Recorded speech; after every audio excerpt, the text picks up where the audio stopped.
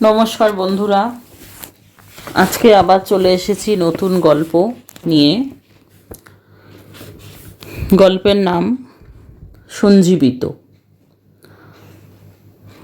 কলমে সুকন্যা, কণ্ঠে আমি অর্চিতা। শুরু করছি সঞ্জীবিত। ঘরের ভেতরটা ঘুটঘুট করছে অন্ধকার। মাঘ মাসের কনকনে ঠান্ডাতেও জানলাটা দু হাট করে খোলা। সেখান দিয়ে ঠান্ডা হাওয়া ঘরে ঢুকছে অনবরত। বাইরের পোস্টের আলোটা অল্প একটু ঘরে এসে পড়ছে। সেটুকু দিয়েই দেখা যাচ্ছে জানলার ঠিক পাশেই বিছানায় শুয়ে রয়েছে একটা ক্লান্ত শরীর। শরীরটার বুকের বাঁ দিকের খাঁচার ভিতর যে যন্ত্রটা আছে সেটা চলছে ঠিকই, কিন্তু শরীরটায় যেন কোনো প্রাণ নেই। একবার মা এসে বলে গেলেন, কিরে অনু, আলোটা জ্বালা, আর এত ঠান্ডা আসছে বাইরে থেকে, এবার জানলাটা বন্ধ কর। কোনো ভ্রুক্ষেপ নেই অনুর সেদিকে। মাঝে মাঝে ক্লান্ত চোখ দুটো শুধু চলে যাচ্ছে জানলার বাইরে। আবার মোবাইলটা হাতে নিয়ে দেখছে আর জল গড়িয়ে পড়ছে দু গাল বেয়ে। যদি তার একটা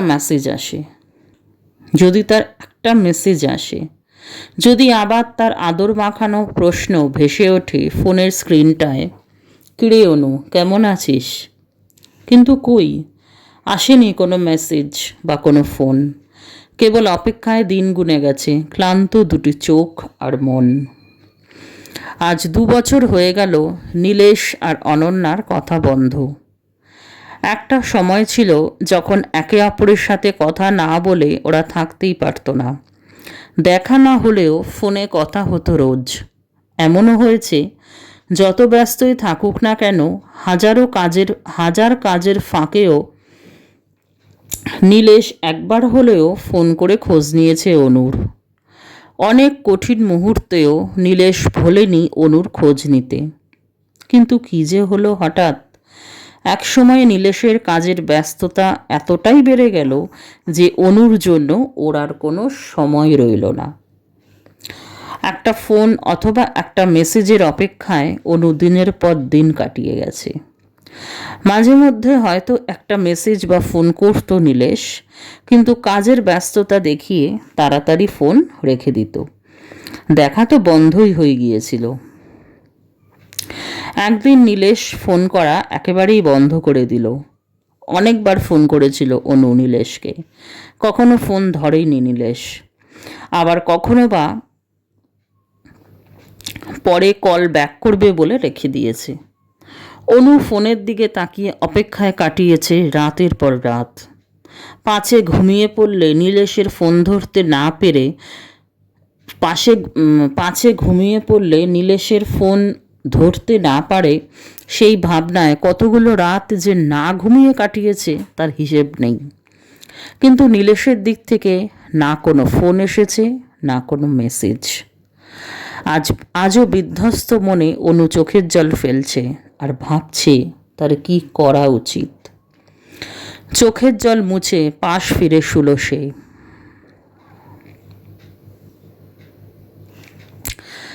একসময় অনুর মা এসে জানলাটা বন্ধ করে দিয়ে ঘরে আলো জ্বালিয়ে গেলেন। শুয়ে শুয়ে অনু ভাবতে লাগলো, যে মানুষটার কাছে তার মনের কোনো দাম নেই, তার কথা ভেবে নিজের সময় নষ্ট করা কি তার ঠিক হচ্ছে? মনের সাথে অনেক তর্ক বিতর্কের পর অবশেষে অনু একটা সিদ্ধান্তে এলো। না, এভাবে আর চলতে পারে না।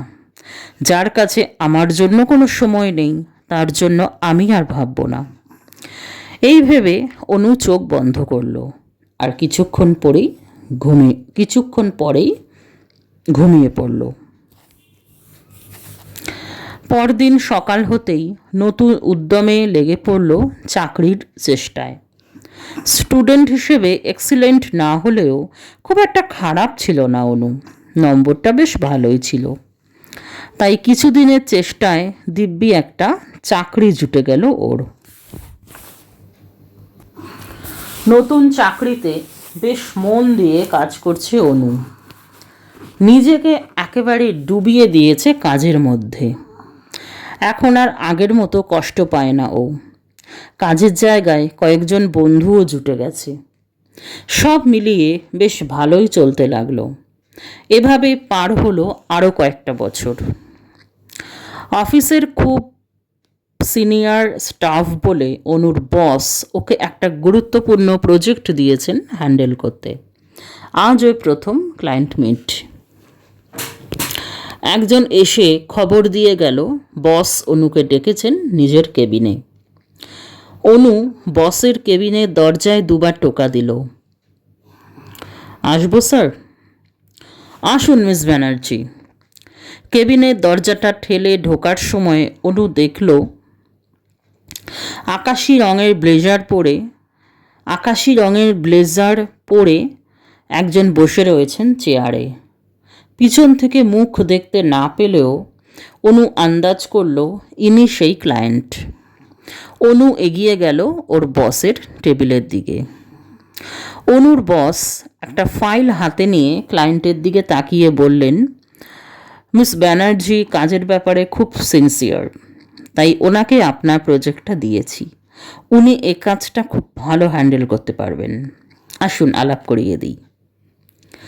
অনুর দিকে তাকিয়ে ওর বস বললেন, ইনি মিস ব্যানার্জি, মানে অনন্যা ব্যানার্জি, আর ইনি হলেন মিস্টার নীলেশ সেন। এই বলে ক্লায়েন্টের দিকে তাকালেন। অনু তাকালো তার পাশে চেয়ারে বসা মানুষটার দিকে। ক্লায়েন্টকে দেখে চমকে উঠল অনু। এ কি, এ তো নীলেশ। এদিকে নীলেশ সেন বেশ অবাক হয়ে হাত বাড়িয়ে দিয়েছিলেন অনুর দিকে, কিন্তু অনু নিজের বিস্ময়কে গোপন করে শুধু হাত জোর করে নমস্কার জানালো নীলেশকে। বসের কেবিন থেকে বেরিয়ে অনু তাড়াতাড়ি এগিয়ে যেতে লাগলো নিজের ডেস্কের দিকে। নীলেশও পিছু পিছু গেল। ফাইলটা দেখতে দেখতে অনু প্রজেক্টের ব্যাপারে কথা বলতে লাগলো। এদিকে নীলেশ মনে মনে ভাবছে যে অনন্যা ওকে একটিবার চোখের দেখার জন্য ছটফট করত, সেই অনন্যা এত বছর পর ওকে দেখে এতটা নির্বিকার রয়েছে কিভাবে। নিজের বিস্ময়কে আর গোপন রাখতে না পেরে নীলেশ প্রশ্ন করল, কেমন আছো অনু?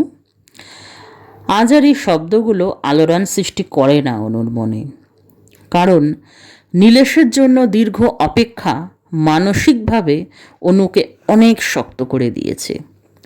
তাই অনু হাসি মুখেই উত্তর দিল, খুব ভালো।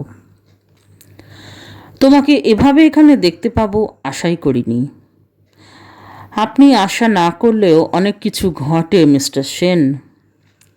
নীলেশ আরও কিছু বলতে যাচ্ছিল, তাকে বাধা দিয়ে অনু বলল, আজ আমাদের সম্পর্ক শুধু একটাই। আপনি আমার ক্লায়েন্ট, আমি শুধু আপনার প্রজেক্ট ওয়ার্কার। আশা করি আমাদের এই সম্পর্কটা ভালো থাকবে, আর প্রজেক্টটাও আপনি এগিয়ে নিয়ে যাবেন। অনুর সুদৃঢ় কণ্ঠস্বর আর বলার ভঙ্গিতে নীলেশ আর কিছু বলার সাহস পেল না। নমস্কার বন্ধুরা, শেষ হলো গল্প সঞ্জীবিত।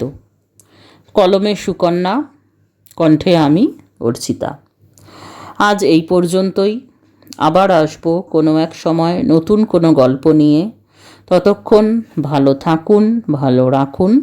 শুভরাত্রি।